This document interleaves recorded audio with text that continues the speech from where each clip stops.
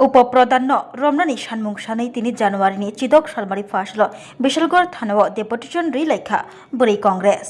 আপনারা হয়তোবা দেখেছেন, কারণ সোশ্যাল মিডিয়াতে এটা প্রচার হয়েছে ফার্স্ট, যে বিশালগড়ের 1 নম্বর চন্দননগরে এক মহিলাকে উপপ্রধান বাচ্চাদের নিয়ে বৎসা বাঁধার পরে ওরা গেছে, বাচ্চারা হয়েছে, তারপর উপপ্রধান নিজে গিয়ে ওই মহিলাকে মারধর করেছে এবং মহিলার মেয়েকেও মারধর করেছে।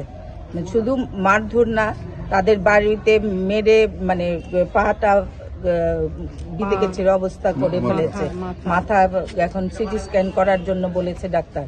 এই পর্যায়ে মহিলাদের উপর ত্রিপুরা রাজ্যে, এটা নতুন নয়, একের পর এক ঘটনা তারা ঘটাচ্ছে এবং আজকে 27শে ডিসেম্বর এই ঘটনা ঘটেছে এবং 27শে ডিসেম্বর সন্ধ্যার সময় এসে ওরা কেস দিয়ে গেছে, কিন্তু আজ অবধি, আজকে হচ্ছে 16 জানুয়ারি, আজকে কতটা দিন, এর মধ্যে কোনো অ্যাকশন নেই।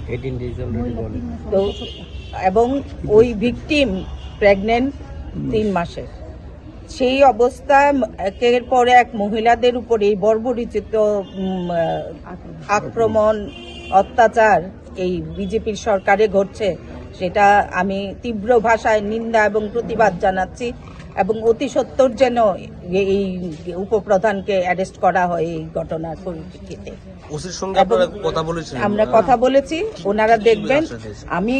আমরা সবাই এখানে আছে, আমাদের প্রদেশ কংগ্রেসের ভাইস প্রেসিডেন্ট আছেন, জেনারেল সেক্রেটারি আছেন মহিলা কংগ্রেসের, পিসিসির এক্সিকিউটিভ মেম্বার আছেন নিগমানন্দ গোস্বামী, ব্লক প্রেসিডেন্ট, আমাদের ডিস্ট্রিক্ট প্রেসিডেন্ট গোপীনাথ সাহ আছেন এখানে। পুলিশ কি মামলাটা নথিভুক্ত করেছে?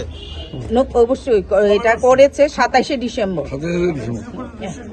হ্যাঁ, এখনো আজকে অলরেডি 18 দিন পার হয়ে গেছে বলেছে।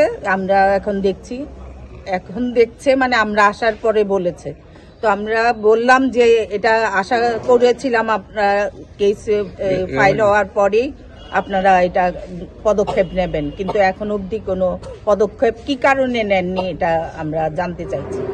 তো বলছে যে ঠিক আছে, আমরা দেখছি, 2 পক্ষেরই কেস দিয়েছে। 2 পক্ষ কেস দিতেই পারে, আমি বাঁচতে গেলে তো আমি দেবই ওনার বিরুদ্ধে কেস, কিন্তু তার জন্য আপনারা তদন্ত করবেন না, সেটা অবশ্য বিজেপির ডবল ইঞ্জিনের সরকারের কাছ থেকে আমরা এর থেকে বেশি কিছু আশাও করি না।